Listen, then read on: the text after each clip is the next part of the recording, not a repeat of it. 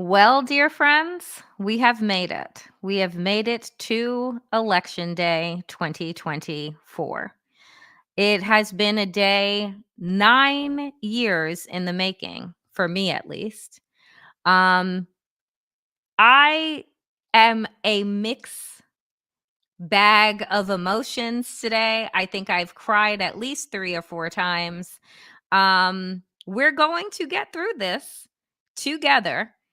And I'm just so grateful that all of you are here on election day. And I hope you voted. And if you haven't voted yet, then you can be watching this while you're standing in line, getting ready to vote. All right, friends, welcome to election night, the Danielle Moodie Show edition.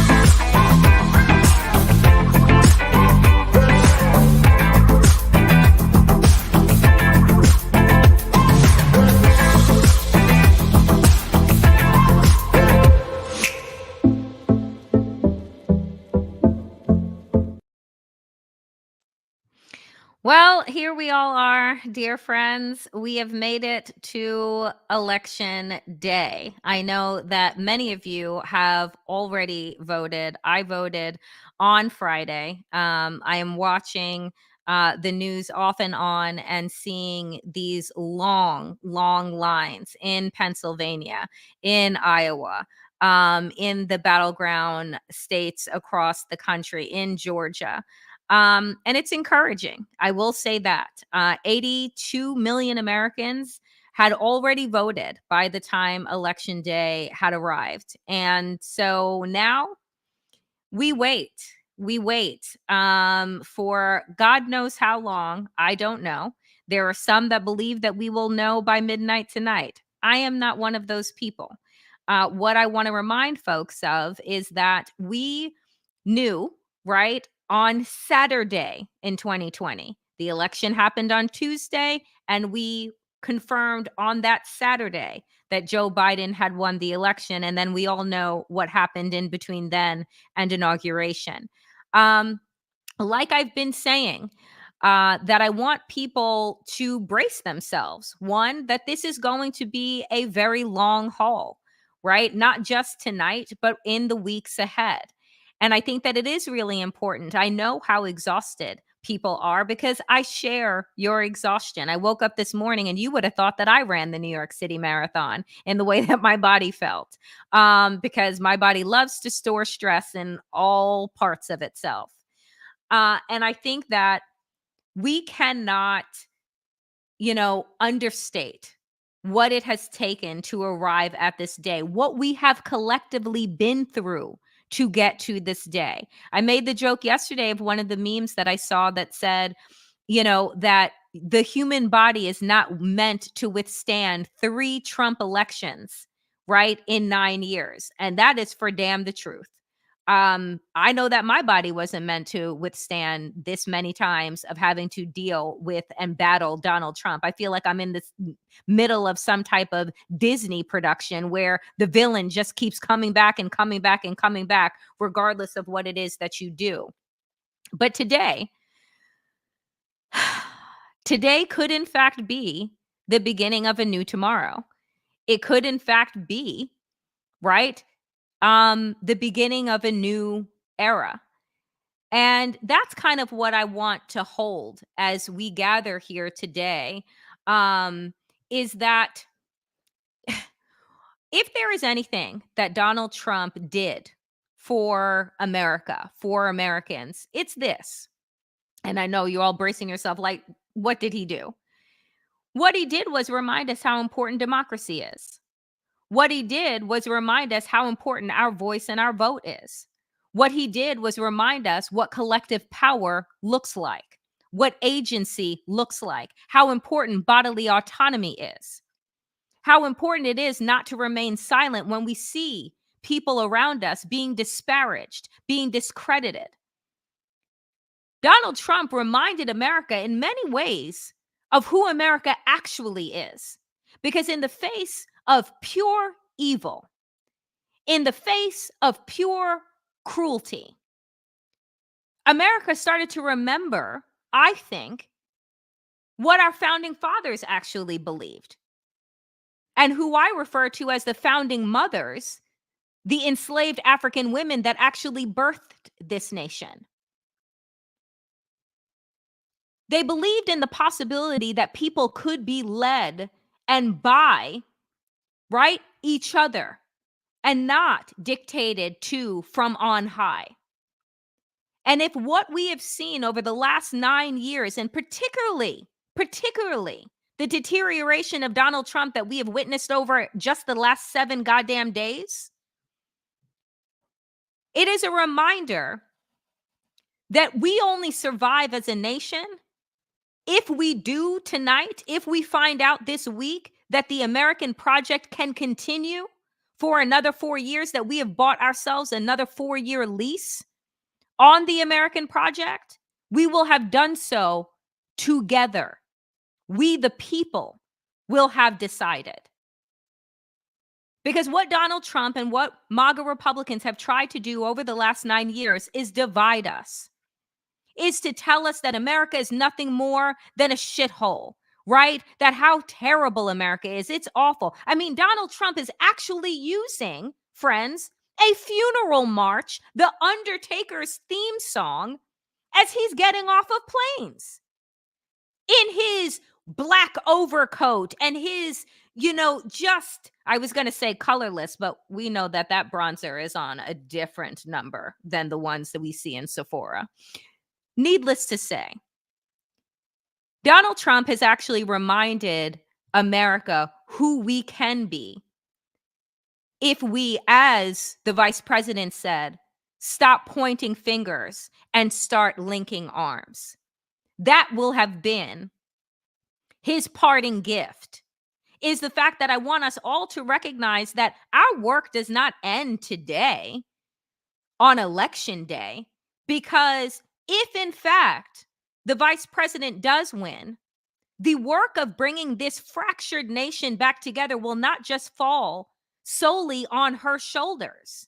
It will fall on each and every single one of us, because we will still have work to do. We can now, inshallah, not do that work under duress, but there will absolutely still be work in front of us to do in order to rebuild this country into the multiracial democracy that we all deserve.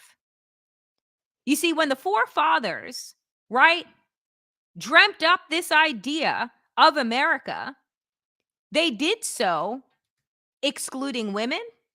They certainly did so excluding the enslaved African population that they brought here to do the dirty work of actually building this country. So their vision was a good one, but it was incomplete. And it is each generation's responsibility to fill in the blanks that they missed. So our work does not end today. It begins anew. And I want to remind us too, dear friends, of where we came from, right? Like, think about America, right? Martin Luther King Jr. talked about, right, the arc, right? The arc of the moral universe, right? And that it bends towards justice. But I want to remind you of something, and I'm putting up on the screen right now. This was tweeted out earlier by the Library of Congress, which, if you have never had the opportunity to visit Washington, D.C. and to go to the Library of Congress, I mean, I'm a huge nerd, so I will tell you to absolutely go, because it is just a beautiful space that holds, it is like the nucleus, the nervous system of our country and our history. And this is what they posted. And for those that may be listening and are not seeing, it is a receipt. And it says poll tax receipt. And this is what they write. Something to ponder as you head out to vote today for free. In the library's Rosa Parks Papers collection, there's a receipt for the poll tax she had to pay to vote in Alabama in 1956. Poll taxes, a Jim Crow era voter suppression tool, were not abolished federally until 1964. I want you to think about that. The poll tax that Black Americans were forced to pay was not abolished until 1964, until the Civil Rights Act was passed. Folks, that is just 60 years ago. So what always messes me up is that when we look at pictures from our history and we see things in black and white, we love to believe like, oh, that happened during the days of like Little House on the Prairie. No, you have family members that are 60 years old, that they remember this. My friend and author and writer and academic Melissa Harris Perry posted this and said that her father had to pay a poll tax when he voted for the first time. Folks, this is not distant history. This is recent American history. This is not that long ago. Folks are saying in the chat right now that they themselves are 60 years old. So you know what Donald Trump, J.D. Vance, Elon Musk, Leonard Leo, right, who has restructured the federal bench, what they want to do is bring us back to this era. Because all of their voter suppression tactics, folks, are about doing exactly what was done in 1956. It was to ensure and make it damn near impossible, because you say to yourself, and on the receipt, by the way, let me put it back up again, the amount was $1.50. And you think to yourself right now, well, $1.50 is not that bad. Well, this is in the days where people were making 5 cents a day in terms of labor. These are folks that were just a few paces removed from slavery.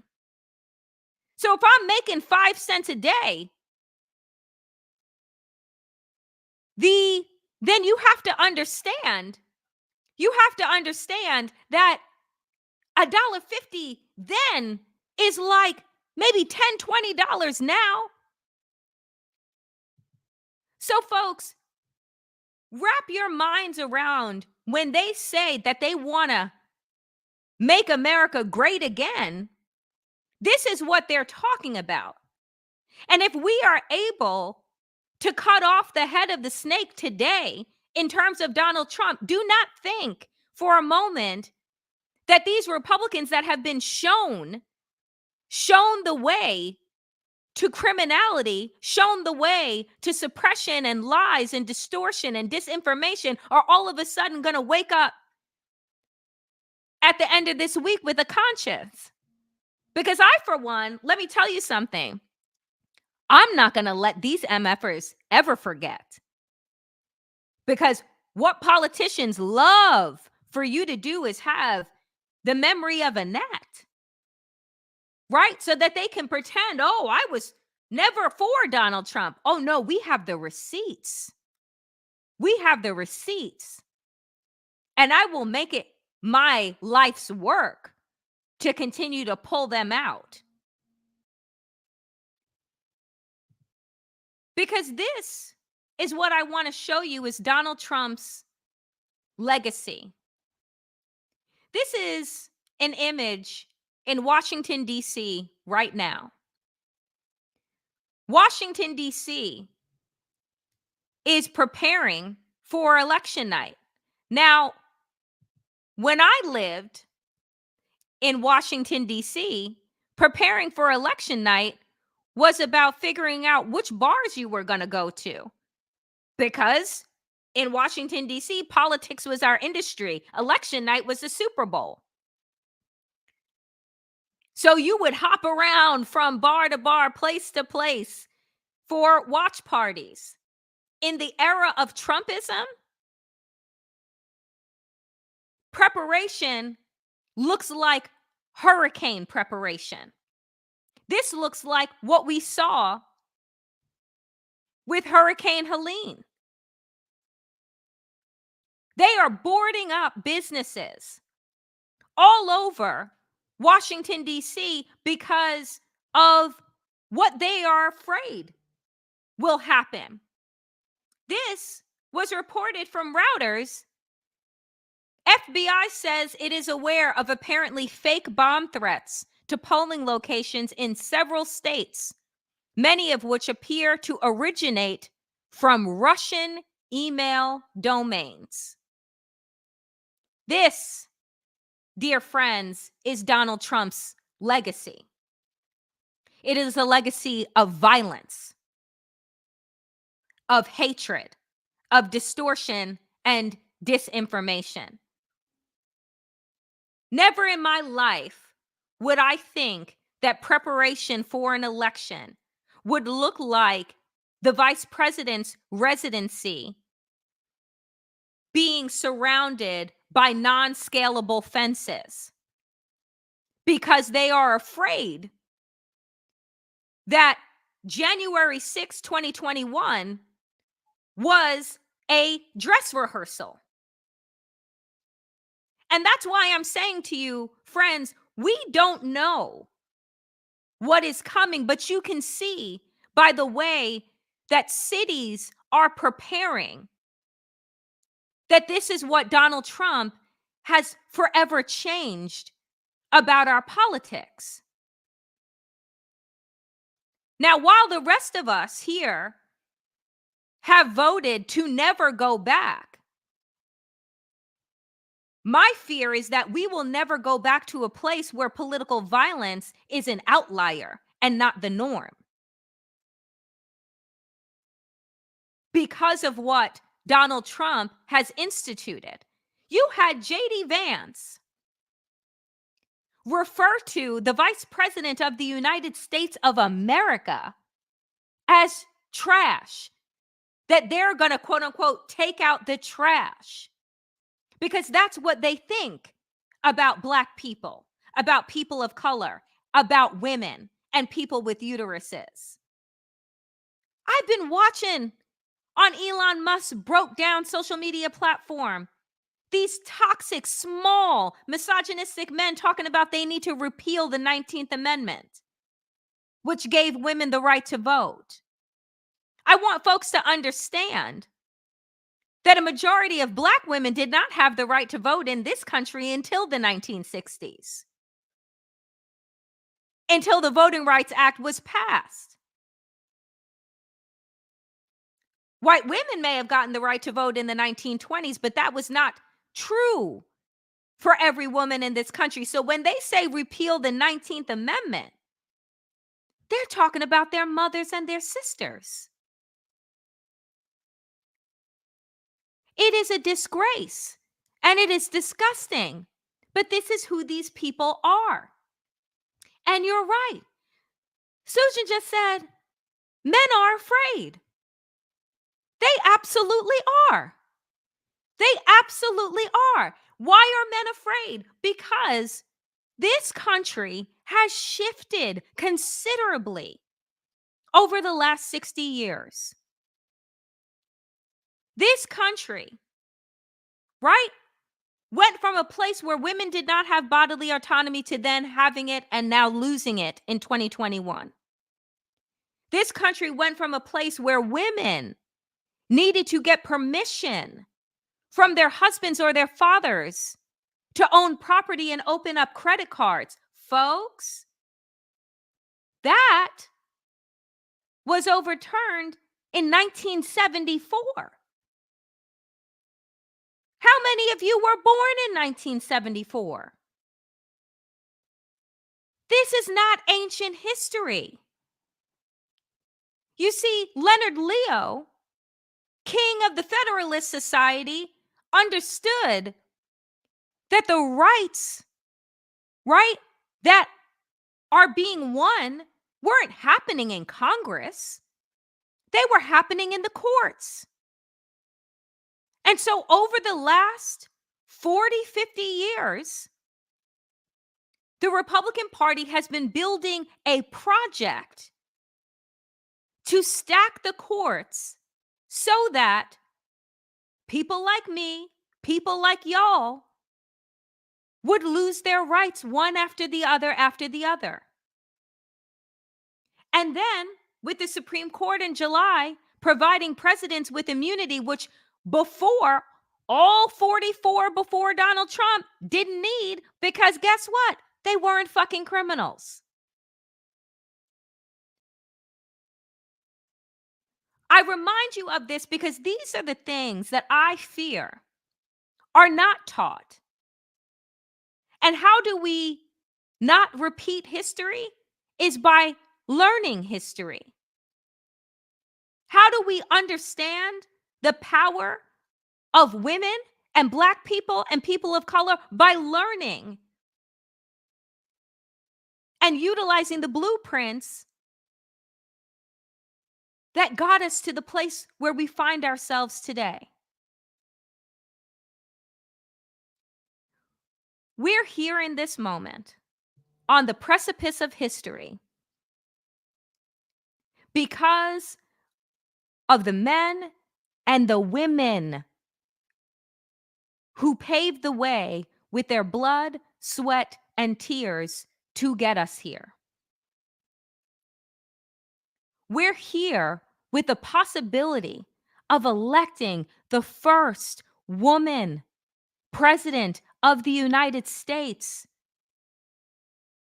after 45 white men, one Black man. What Donald Trump has proven to us in the last week is that they are terrified of disruption. They are terrified of an educated citizenry because there is nothing that scares the hell out of dictators and authoritarians more than people with sense that know how to use it. That's why they want to ban all those books. That's why you heard Ron DeSantis saying that Florida is going to concentrate on reading, writing, and arithmetic and go back to 20th century types of sensibility. I'm sorry, what? You have to understand that these people are not interested in the future because the future to them is terrifying.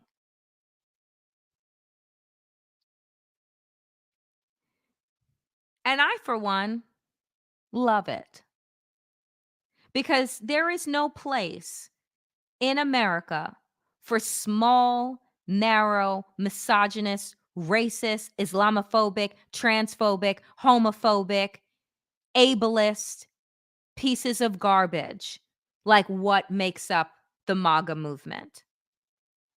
And I say that because, for a long time, folks, I wanted to give a lot of these people the benefit of the doubt. I wanted to just say they didn't know, right? They didn't know much. They needed to really, be educated, that they're not educated. And I wanted to say, oh, if we just educate them, if they just learn, then they would know that Donald Trump is as much a danger to them, white people in middle America, as it is to me. But then over the course of 9 years, folks, what have we learned? These people love Donald Trump. They love what he stands for. You have women applauding for them to take away their rights. So long as the people that they hate suffer, then they're fine. Guess what? You can't eat off of other people's suffering. They're going to find that out the hard way. Because in Donald Trump's economic plan,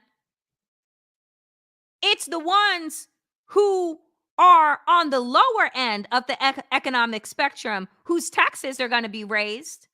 He's cutting his boys' taxes. That's why Elon Musk is all up on stage jumping up and down like a fucking idiot.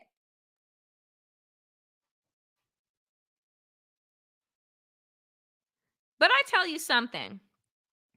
Something is happening today. Something's been happening. But I want to show you something that actually did happen today, which I, for one, found funny AF. Donald Trump's stock has plummeted, and they needed to halt trading of the stock because somebody or a bunch of folks were in a major sell-off before the closing bell today. And I just pray to God that this is foreshadowing. Do you understand what I'm saying? Do you see that graph and then it just goes off of a cliff? Somebody or a bunch of people woke up today and they said, oh, shit, maybe this doesn't look like the best investment. I got to get out. I got to get out of Dodge right now. And so they had to pull it. And I said, ooh, I pray, foreshadowing, that this is the writing on the wall. Because y'all, I said, okay, that man's stock been sour. It's been a mess. You know, if you are investing in Donald Trump, I don't know what to say to you. Do you know what I'm saying? Like, you deserve to lose, everything, including your shirt.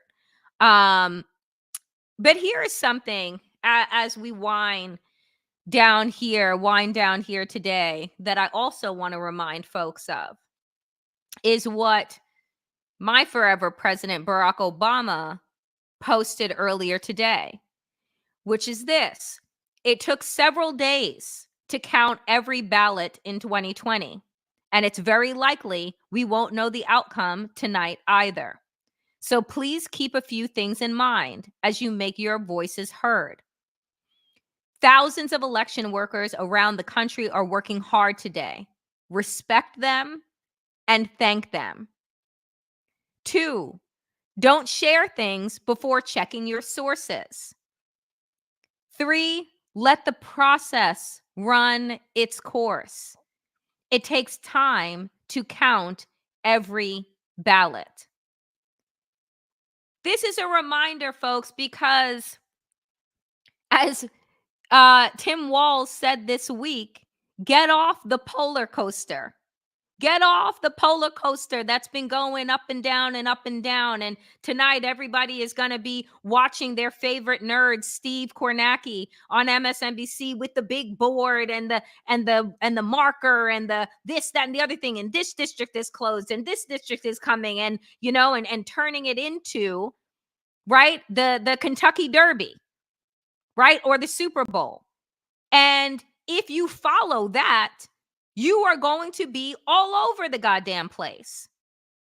So I tell you, be with your friends and family like I have chosen to be with today for the next few days, Go, dip in and out of the news, but understand that even as I am going to be joining Mary Trump later this evening, and Mehdi Hassan later tonight on his YouTube channel as well, that folks, we may not know, right? So maybe put on a movie, maybe binge watch a show, keep watching me on YouTube, but, find something else to do to give your mind a break, because as each district closes, they're going to be putting up the big board and your eyes are going to perk open. And then you're going to say, oh my God. And you're going to start tweeting and texting your friends and saying, oh my God, we're losing. Oh my God, we're winning. Oh my God, we've lost it. Oh my God, we got it back. And it's just going to be a fucking mess. Give your nerves arrest is what I want to remind people to do. Also, you know, again, maybe a little foreshadowing, but can anybody tell me who this fake ass person is with Donald Trump in this photo?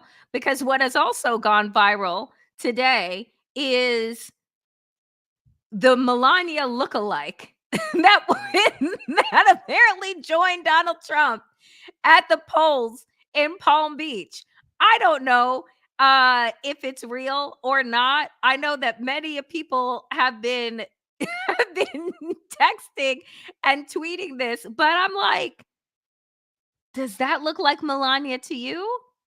Y'all just look at the video, but I mean, I don't really care if Melania wanted to show up or not. I just find it hilarious that it is even possibly a double, but nothing, honestly, that Donald Trump could do would ever shock me, right? And yeah, somebody said, "I don't care." Do you? Yes, as a throwback to her jacket. Um and also somebody just said, "Oh, she's smiling too much, so it can't possibly be Melania." 1,000% also the truth. Another I want to end before we jump into our town hall and the town hall. So put your questions in the chat. It is Town Hall Tuesday where I take questions from all of you. Don't ask me who is going to win the election. If I was a sorcerer, I would be a multi-billionaire, living on a cloud somewhere. So I have no idea. But any other questions are indeed welcome. Kamala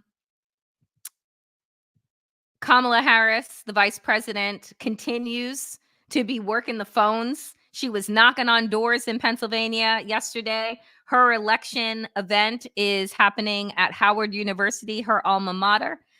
So she is at the DNC, still making calls and working the phones and getting people out to vote. Folks, remember that if you are headed to vote or voting right now and you are in line and it is hours long, that if you are in line when it closes, when the actual voting close, you can still vote, right? When the polls close, so long as you were in line. So remember that.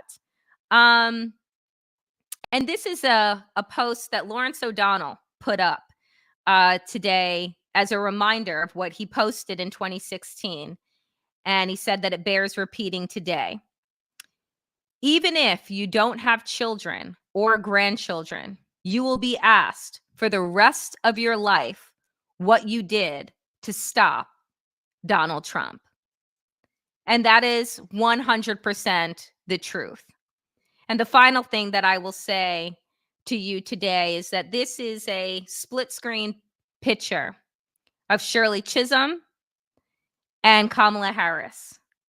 And would you know that as fate would have it, that today in 1968, Shirley Chisum was elected as the first Black woman to be a representative in Congress. What a glorious, glorious gift the universe would give us today or this week if, in fact, the first Black and Asian woman is elected to be president of these United States. It is a full circle moment in so many ways. And I, for one, really hope that it is. All right, my friends, it is time for Town Hall Tuesdays. So, what you got?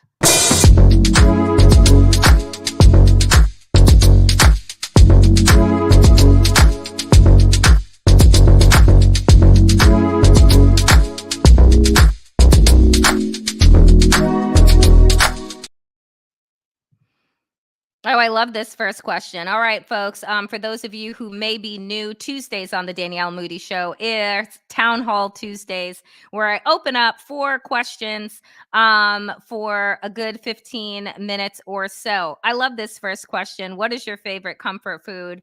That is so My favorite comfort food, in all honesty, is white cheddar popcorn. White cheddar popcorn, I am absolutely obsessed with. And sometimes I'll eat it for dinner. And I know that that is like a terrible thing and has no real nutritional value, but white cheddar popcorn is absolutely my favorite comfort food. It makes me so very happy. Um, somebody said yum. Question. When VP Kamala Harris wins, will you attend inauguration? 1,000 friggin%. I will. I will find myself down there. I don't know who will have a ticket for me, but you better believe that I will not miss that in person at all. I can actually, remember having my mom wake me up via phone call to say, folks are already headed down to the Capitol for Barack Obama's inauguration. Get up, get up. The sun was not even out at that time in 2009, and folks were headed down. So trust me, I will not miss this. What else do we have? Somebody said that their favorite is dark chocolate as their comfort food. What would you say to any YouTube channel trying to push crap like Couch 2024 and interviewing Jill Stein? Really interesting. I went on Al Jazeera English earlier, no, last week. And I posted this on my page here, where I was on with Brianna Joy, who is very much an advocate for third party voting and has been talking about third party voting or sitting out and saying that America needs a multi-party system. And if not now, then whenever, then when, right? And I said, we can really concentrate on creating a multi-party system when our backs are not up against the wall and the decision is not between fascism or continuing with democracy. So that is what I say. I believe that that when we don't have such a consequential election, right? Like if you wanted to vote third party back when it was Obama and Mitt Romney, go with God, right? I didn't think that Mitt Romney would upend the Constitution of these United States. And in order for us to have a viable third party, they need to get 5% of the vote. But am I looking for that shit now? Absolutely not. And it doesn't mean not ever. It just means to me, not right now. So that's what I say to that. Thank you so much. Oh, this is a good question. Thank you, Mickey. How does one continue fighting against the Heritage Foundation? That is a really great question. The Heritage Foundation, is funded by a lot of billionaires, right? So while we may have an apparatus like the Center for American Progress, which I was a senior advisor for several years, and the people over at CAP are extraordinary.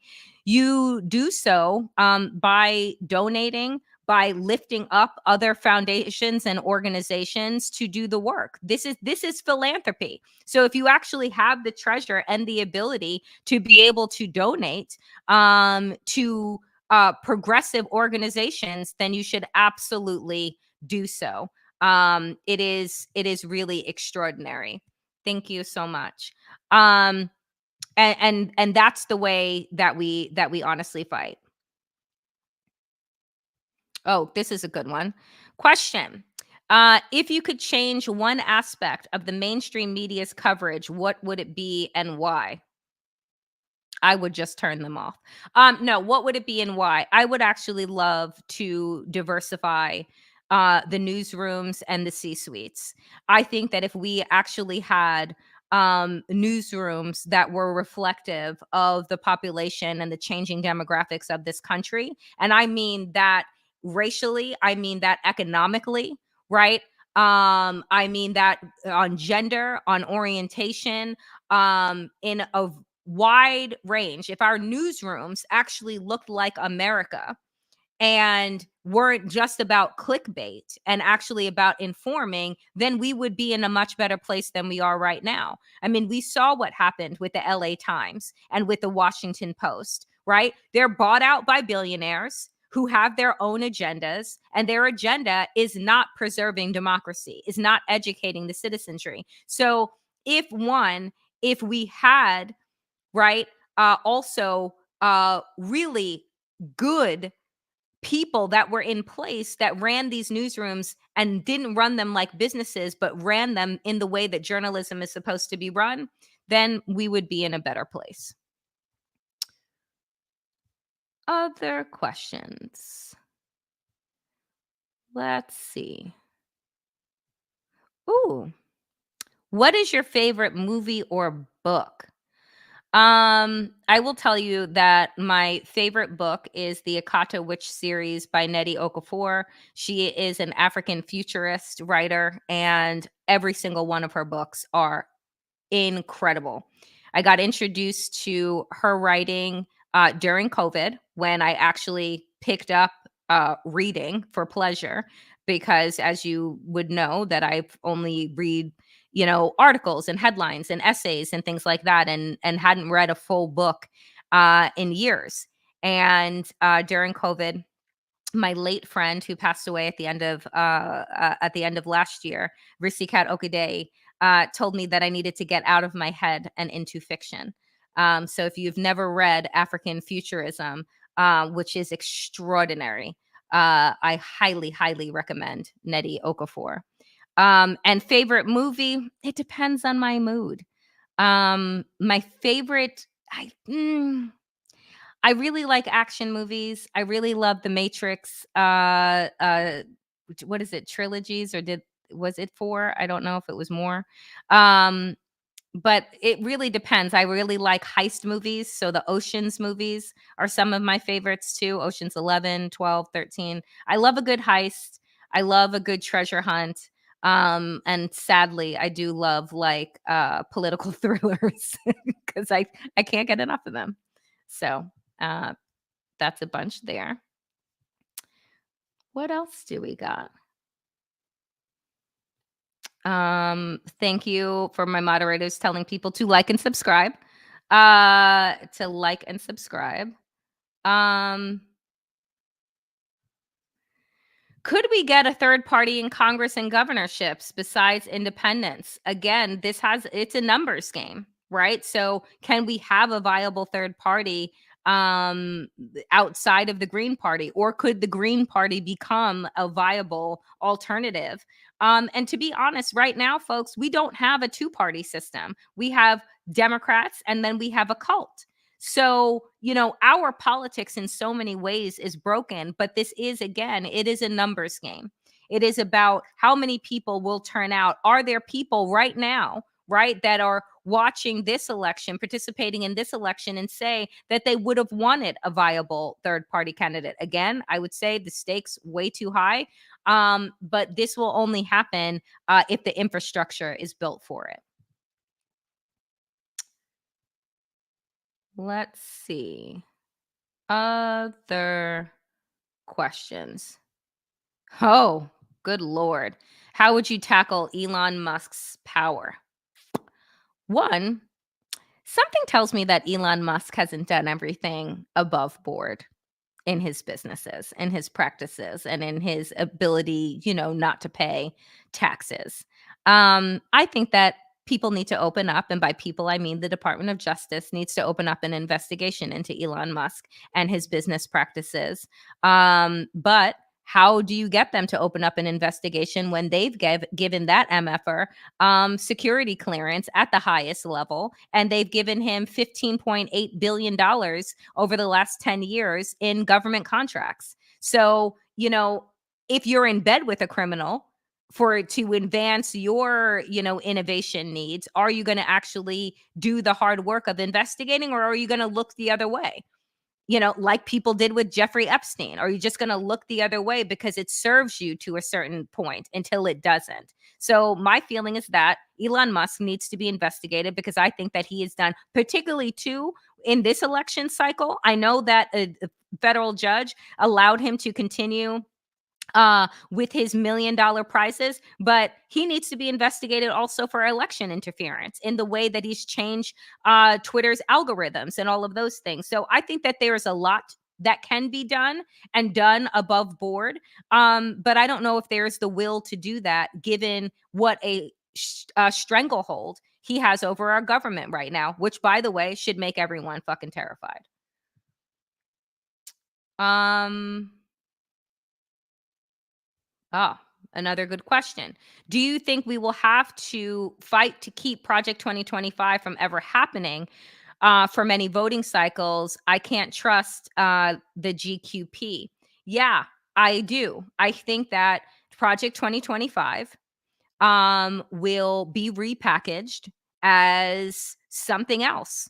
If they lose tonight, understand that these people are not going away, right? They find ways to reinvent themselves over and over again. And like I said at the top of the show, what Donald Trump did for us was to remind us about the need to be vigilant.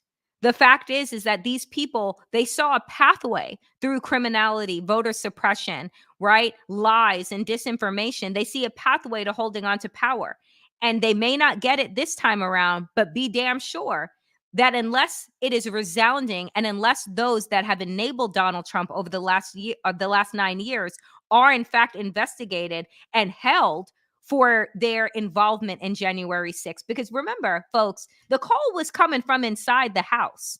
Do you know what I'm saying? Like, there are people who the Department of Justice inside of our government who have not been charged, who have not been investigated. So for me, if we actually want to get rid of the stink of Trumpism, then we got to drill all the way to the core of the rot of the Maga movement. And that is, to me, the nucleus of Project 2025. Let's keep going. How do you get rid of Citizens United? Expand the courts. That's how you get rid of Citizens United. How do we get back Roe? Unless we have the Senate and the House and the White House expand the goddamn courts, right? Like, because it's going to take getting rid of the filibuster to put it through Congress. We know how that game has gone in the past. We need to expand the courts and get rid of money in politics. All right, we are coming to the end. I'm scrolling. Mm. How do we counter misinformation and disinformation more effectively going forward in mainstream and on social media? That is a really good question. One, I think we need to figure out a way for Congress to actually better regulate social media. And I don't mean in the way that they try to shut down TikTok and that because of it being owned by a Chinese company. We need to be able to regulate in the way that Finland is teaching young children how to recognize misinformation and disinformation. This is an educational process, right? That can start as young as children in school and go all the way up. I think I have said for years that Fox, everything on Fox should come with a disclaimer. Remember those little disclaimers that you see that say nudity and say coarse language and smoking and all of those things? That was a lobbying effort, right? The same can be done with disinformation and misinformation. I've said that Fox should come with a label that says for entertainment purposes only, not for news, right? So you can watch it, but understand that you're not getting legitimate news from it. It is just for entertainment purposes. So I think that there are ways, absolutely, to regulate these outlets and to hold outlets accountable. But again, we have a Congress that is filled with very, very, very, very, very senior people who showed themselves to not really understand how technology and disinformation and these things work. And my fear is that it's going to get worse as time goes on. It's going to get more and more sophisticated. And so those are things that we will need to pay attention to. All right, I'm going to take one more question before we wrap. As you can see and hear, my voice is going, and I have a long night ahead of me. We all have a long night ahead of us. And also, if you're cocktailing, sip. Don't make Donald Trump make you wake up with a hangover tomorrow. Oh, this is a great question to end on. I love this. Um, do you prefer seaside, mountains, or city vacations? Mm, I prefer seaside vacations. I will tell you that nothing makes me happier than being by water. Um, as a water sign. Um, Nothing makes me happier than being by water. Nothing makes me happier than being and feeling sunshine and heat. So I love that. I do love it though when I can have a both and, because I do like um going through other foreign cities, and and little streets and bookstores and libraries and the like. So I love discovery and I love adventure. But if I had to pick one, it is definitely going to be Seaside. So thank you for that nice question to end on. Folks, I want to thank you all so very much. I want to thank you all so much for showing up here for the Danielle Moodie Show, for showing up for each other um, in the chats and in the comments after the fact, and supporting independent media. I will say that if you are liking this content, please do like and subscribe, because the algorithm gods, that's what they need in order to continue to elevate this type of information. And if you're looking to battle disinformation and misinformation, then share these shows, share these episodes with family, friends, colleagues, and tell them you don't have to stay glued to the TV. There are people that are doing really good work on this platform and others, and could use your support. And I thank you so much to all of you for your generosity in your donations. I really appreciate it. It allows me to continue doing the work that I do. So I just want to thank you for that. It means a lot, because I know that money is not easy to come by. Trust me. And so I appreciate you all so very much. Friends, I'm going to be headed over to the Mary Trump channel, where some of you may be watching right now, as their live show is getting ready to kick off at 6:30.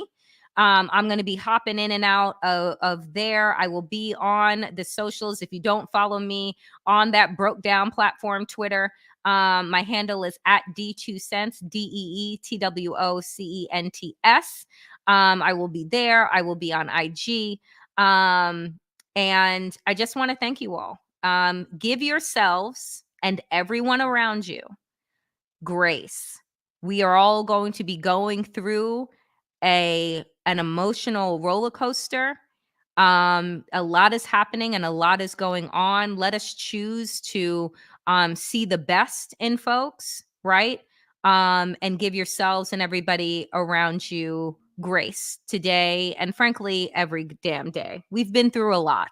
Okay. So if you find yourself bursting into tears like I have done multiple times today, if you find yourself feeling sick, like, go out, take a walk, take a deep breath, meditate, pray, touch a plant, pet a dog, do whatever it is to ground yourself. But we will get through this together. I will see you guys over on Mary Trump Media, and I will see you back here tomorrow, 5 p.m. Eastern. Maybe we'll have news. Maybe we won't. And I will tell you that if something does happen, your girl is going live before 5 p.m. So make sure you just check your alerts and stay aware. I want to thank my moderators. You guys have been doing an extraordinary job. Lori, Susan, Jason. Thank you all so very much. And again, it is important for the algorithms. Like, comment, subscribe. And I will see you back here As always, dear friends, power to the people and to all the people power. Get woke, stay sane, and in these extraordinarily dangerous times, please stay safe. Give yourselves a big hug from me. See you on the other side. Bye.